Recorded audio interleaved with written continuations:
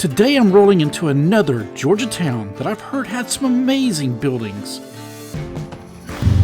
and where the trains thunder continuously throughout the day.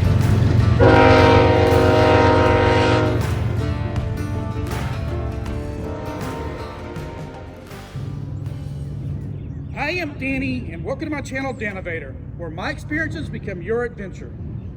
If you like the unique and unusual, consider subscribing and hit the bell so you'll be notified when I release my next video.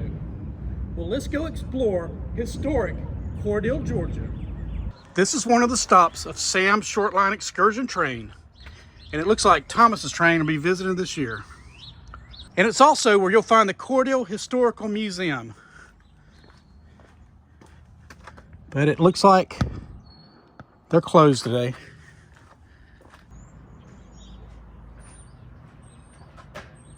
Now this is a cool little mural.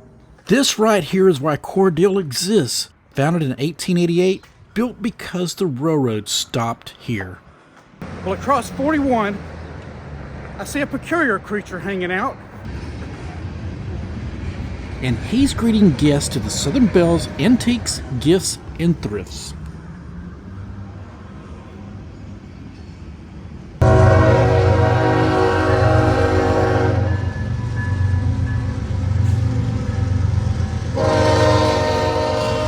Awesome to put antique stores in the historical sections of these towns. We're going to take a look at the Crisp County Courthouse. Cordele is Crisp County's seat. This courthouse's construction was completed in 2010. It replaced the previous historic courthouse that burned down in 1950. Now we're going to head back to the old part of town. This is quite the gathering of deer in town.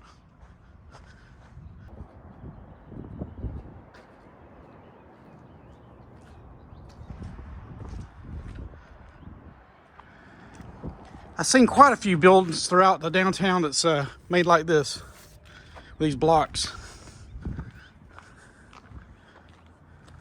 Whatever you do in downtown Cordele, do not block the intersection.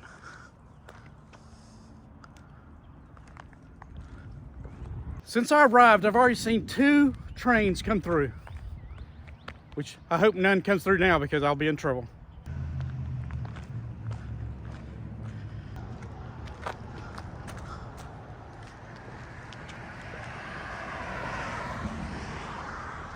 This is what's known as the Swanee House. Before there was a hotel here, this land held the farmhouse of a Georgia governor, Joseph E. Brown, who briefly used it as a temporary capital during the final days of the Civil War.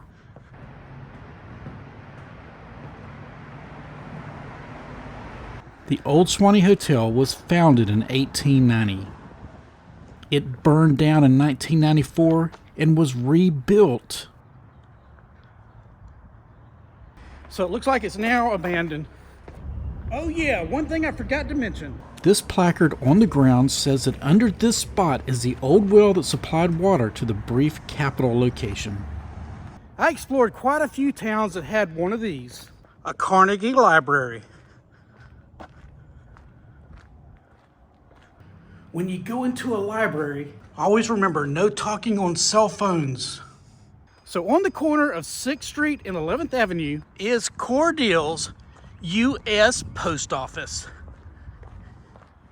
And it is quite the sight. Well, we're going to travel down 12th and then go around and come back up on 13th.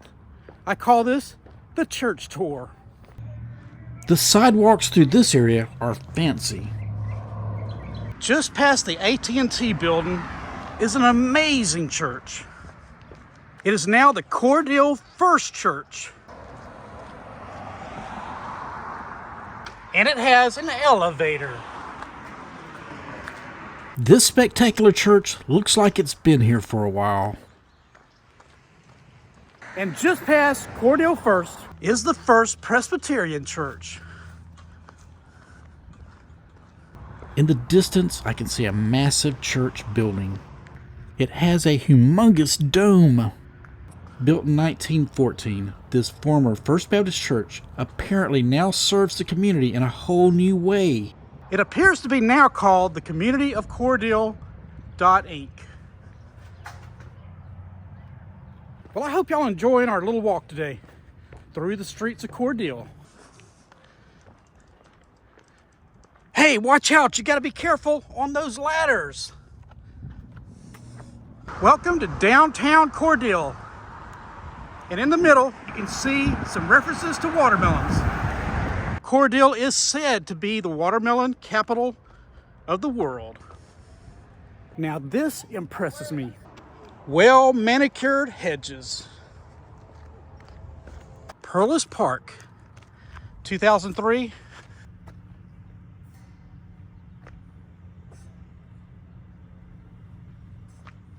I just love these kind of alleys.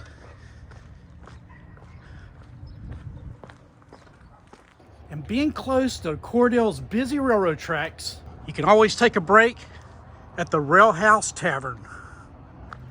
It seems to be a pretty busy place. Well, I'm gonna walk up 11th Avenue just a little piece and check out this abandoned Allied department store building. It's a jungle in there.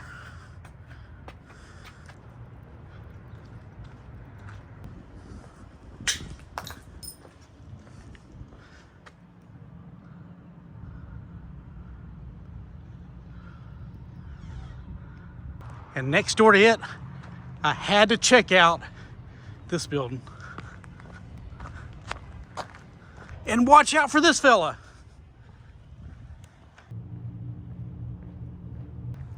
The Westbrook Park. Looks like they used to have a fountain here.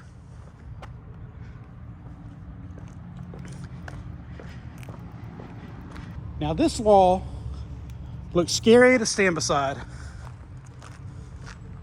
Obviously, why the sidewalk is closed. Well, let's head over to one of Cordele's famous attractions. And it is the Railway Park Train Viewing Platform. And on the Saturday that I visited, trains constantly traveled by.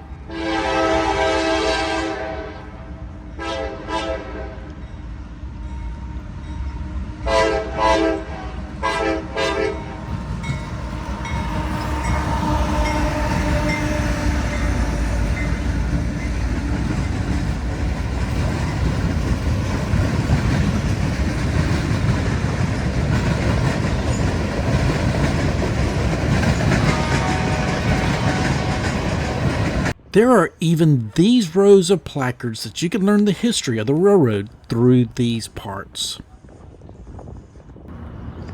Well, let's go head west and finish this video.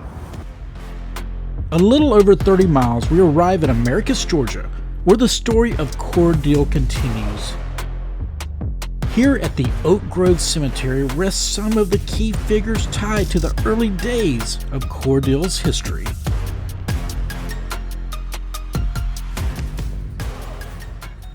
Well, I am so happy that y'all decided to join me on my adventure today through Cordele. So here in Americus, this is the grave of John Edgar Dawson, Shipp. He was the founder of Cordele. John was a historian, author, lawyer, and a former state legislator who served on the board of directors for the Savannah, Americus, and Montgomery Railroad. Cordele was located on a key railroad junction, and he's buried here beside his wife, Freddie. Now a few steps down the hill from John Shipp's grave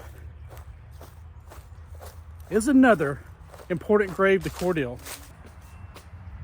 It is the grave of Colonel Samuel Hugh Hawkins. He was the president of the Savannah, Americus, and Montgomery Railroad.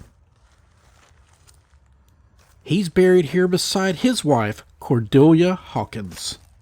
And just a few steps down the hill is their daughter's grave, Cord Hawkins, also known as Cordele Amanda. Colonel Samuel Hugh Hawkins had the privilege of naming Cordele after her, and she's buried beside her husband, Timothy Gatewood. Well, I hope y'all enjoyed my video today of us exploring the streets of Cordele, the founder of Cordele, and the person who Cordele was named after. If you enjoyed this video, make sure you give me that thumbs up. And always remember, your adventure awaits with the Danovator. I'll see y'all the next time.